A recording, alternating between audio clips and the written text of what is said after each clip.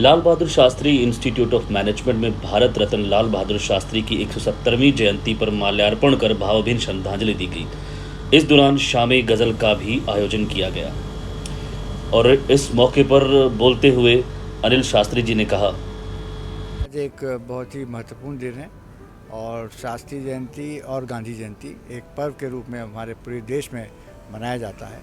मुझे इस बात की बड़ी खुशी है कि Lal Bahadur Shastri institute of management, जो हमारे देश के टॉप 20 बिजनेस स्कूल्स में आता है, उन्होंने यहाँ पे लाल बहादुर शास्त्री के जयंती के अवसर पर यहाँ पे बड़ा सुंदर कार्यक्रम रखा है। और ये कार्यक्रम है शामे गज़ल और मशहूर गज़ल सिंगर पद्मश्री पंकज उदास जी आज इसको प्रस्तुत करेंगे।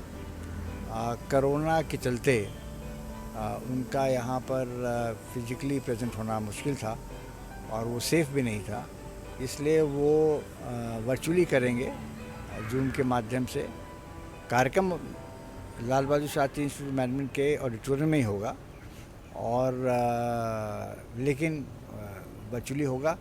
और एक चीज़ और जो बहुत महत्वपूर्ण है वो ये है कि इसका लिंक जो है ना केवल भारत में बल्कि विश्व के कई मुल्कों में भेजा गया है और बहुत उत्साह है। कनाडा, अमेरिका और इंग्लैंड, कुछ यूरोपियन कंट्रीज़ हैं, स्कैंडिनेवियन कंट्रीज़ हैं, सेंट्रल एशिया में उज़्बेकिस्तान है जिसकी राजधानी ताशकंद है, जहाँ शास्त्री जी का निधन हुआ था आज से बहुत साल पहले 11 जनवरी 1966 में। और इसके साथ साथ ऑस्ट्रेलिया में भी हमारे ऐसे संगठन हैं जिन्होंने इसका इंतज़ार किया और ये सारे जो, हालांकि वो 5.5 घंटे आगे हैं, लेकिन लोग रात में इसको देखेंगे। सर काफ़ी खबरें आती रहती हैं शास्त्री जी के विचारों के बारे में या उनसे जुड़ी हुई वाक़यात, क्योंकि आप से बेहतर कोई नहीं जान सकता, तो कोई वाक़यात हमें, एक दो वाक़यात हमें बताएं जो कि आपको याद हों और वो आप शेयर करना चाहें। सबसे पहले तो देखिए मैं ये बताना चाहता हूँ, जुड़े हुए और आपके अपने अनुभव। सबसे पहली बात तो जो मुझे उनकी याद आती है, हालांकि उनका जब निधन हुआ था मैं 16 वर्ष का था, लेकिन वो शिक्षा पर बहुत फोकस रखते थे। उनका ऐसा मानना था कि किसी भी समाज का विकास शिक्षा के बिना नहीं हो सकता है और हायर एजुकेशन की तो बात उन्होंने तभी से शुरू कर दी थी। और उनका जय जवान जय किसान का नारा भी स्वावलंबन का प्रतीक है, सेल्फ सफिशिएंसी का प्रतीक है और ये बात वो हर जगह कहा करते थे। उनका एक जो बात कहते थे तो यहाँ पे हम उनकी प्रतिमा के पास भी लिखी गई है, धैर्य बहुत सी कठिनाइयों पर विजय पाता है। तो शास्त्री जी की वो बात जो है कि वो स्कूल हम लोग को समय पे जाना। और देखिए सबसे बड़ी बात एक मैं संस्मरण बताना चाहता हूँ कि वो गृह मंत्री रहे, वाणिज्य उद्योग मंत्री रहे, रेल मंत्री रहे, बाद में प्रधानमंत्री बने। उस समय ये पीटीएम नहीं हुआ करता था, लेकिन हर टर्म के बाद पेरेंट्स आते थे अपने बच्चों की रिपोर्ट कार्ड लेने के लिए और वो हमेशा वो रिपोर्ट कार्ड लेने हमारी भी आया करते थे। जब प्रधानमंत्री बने तो मुझे याद है कि अक्टूबर का महीना था, सेकंड टर्म इम्तहान ख़त्म हुआ था और 11वीं क्लास में मैं था और मेरे क्लास टीचर ब्रदर टाइनन थे और देखते देखते उन्होंने देखा कि दरवाजे पे प्रधानमंत्री लाल बहादुर शास्त्री खड़े हैं। तो उनके पास गए, सर आप कैसे यहाँ? उन्होंने कहा मैं अपने बेटे अनिल की रिपोर्ट लेने आया हूँ। तो कहने लगे कि आप किसी को भेज देते। उन्होंने कहा ऐसा क्यों कह रहे हैं आप? तो उन्होंने कहा कि अब आप तो देश के प्रधानमंत्री हैं। तो उन्होंने कहा देखिए ऐसा है, प्रधानमंत्री बनने के बाद मेरे में तो कोई बदलाव नहीं आया, लेकिन लगता है आपके में बदलाव आ गया है। तो एक किस तरह से वो मतलब शिक्षा के ध्यान देते थे। और एक चीज़ हमेशा वो कहते थे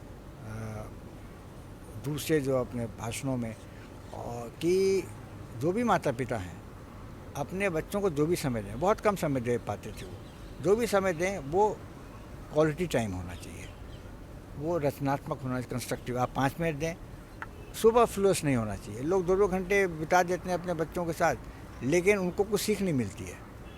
लेकिन शास्त्री जी 5 मिनट 10 मिनट का समय देते थे, उसमें उनकी कुछ ना कुछ जो है सीख होती थी। वो क्वालिटी टाइम देते थे कि इससे मेरे बच्चे को सीखें। एक सर एक कार की का जिक्र बड़ा हो रहा है, पिछले मैं भी खबरों में पढ़ रहा था कि जब लास्ट टाइम में एक वक्त ऐसा भी आया कि वो 5000 का पीएनबी से हाँ, वो जब बैंक, तो यदि मैं गलत प्रधानमंत्री हूँ या सही बने। हूँ पता नहीं, बट वो ऋण लिया था और वो भी हाँ, बड़ा मुश्किल था। ये वाक्य प्रधानमंत्री क्या ऐसा हुआ? प्रधानमंत्री बने तब उस समय हम लोगों ने, मैं और मेरे दो छोटे भाई, हम दोनों ने उनसे निवेदन किया कि मैं स्कूल में था जैसे मैं बताया, निवेदन किया कि एक आप वाणिज्य मंत्री रहे, आप उद्योग मंत्री रहे, आप होम मिनिस्टर रहे, लेकिन आपने परिवार के लिए कोई कार नहीं खरीदी। तो उन्होंने कहा नहीं, मैं समझता हूँ। मैंने कहा अब तो आप प्रधानमंत्री हो गए हैं। तो उन्होंने कहा मैं ज़रूर खरीदूँगा। तो उन्होंने अपने निजी सचिव एक वेंकटरामन थे, उनसे कहा कि भाई पता करो नई कार का दाम क्या है। 12,000 था, लेकिन उनके बैंक में केवल 7,000 थे। लेकिन क्योंकि उन्होंने वादा कर दिया था, उन्होंने 5,000 रुपये का कर्ज लेकर वो कार जो है वो हम लोग के लिए खरीदी, जो आज लाल बहादुर शास्त्री स्मारक में एग्जिबिटेड है, वहाँ प्रदर्शित है। और सैकड़ों हज़ारों लोग जो देखने आते हैं उस कार को ज़रूर देखने आते हैं।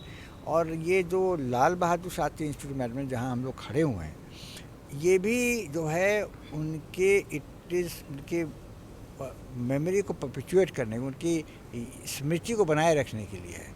इससे जो है सैकड़ों बच्चे, बल्कि हज़ारों बच्चे इससे निकल गए हैं, बड़े बड़े ओहदों पर हैं। तो ये एक ऐसा हमने काम लिया है जो विकास से सीधा उसका संबंध है। इससे मतलब एक ग्रोथ हो रही है एक हमारी युवा पीढ़ी की, और वो देश के विकास में वो पूरी तरह से इसमें सम्मिलित होंगे, ऐसा मेरा विश्वास है। मेरे साथ डॉक्टर प्रवीण गुप्ता जो हमारे यहाँ के निदेशक हैं, डायरेक्टर, ये पूरी तरह से कटिबद्ध हैं शास्त्री जी के जो असूल हैं, उनके जो आदर्श हैं, उनके जो वैल्यू सिस्टम्स हैं, उसको यहाँ पे वो पढ़ाते भी हैं। मैं इनसे भी कहूँगा दो शब्द ये इंस्टीट्यूट के बारे में थोड़ा सा बता दें, जो आज लाल बहादुर शास्त्री की स्मृति में इतना बड़ा कार्यक्रम कर रहा है। धन्यवाद अनिल शास्त्री सर, शास्त्री जी के सपनों को, शिक्षा की बात हमने करी, तो LBSIM कैसे पूरा करें? LBSIM के अगर विजन और मिशन में देखें तो सबसे एक इम्पॉर्टेंट हमने बात कही है सोशली सेंसिटिव बिजनेस मैनेजर्स और बिजनेस लीडर्स। तो हमारा पूरा प्रयास इस बात पर रहता है, पहले तो शास्त्री जी के जो दिखाए हुए मार्ग और उनके जो पद चिन्ह हैं उन पे बच्चे चल सकें, उनके आदर्शों को पालन कर सकें, और एक सिंप्लिसिटी को ना छोड़ते हुए भी वो समाज सेवा और बिज़नेस और इंडस्ट्री में अपने कदम कैसे बढ़ा सकते हैं, ऐसा हमारी चेष्टा रहती है। तो सोशली सेंसिटिव मैनेजर्स बनाने के लिए हम लोग उनकी जो भी शिक्षा या business ethics, corporate governance, sustainability, इस तरह के कोर्सेज़ को हमने अपने करिकुलम में ऐड किया है। दूसरा, हमारे जो स्टूडेंट्स हैं उनको हम रूरल इमर्शन प्रोग्राम पे भी भेजते हैं हर साल, तो वो जाके देखें कि असली भारत है कैसा।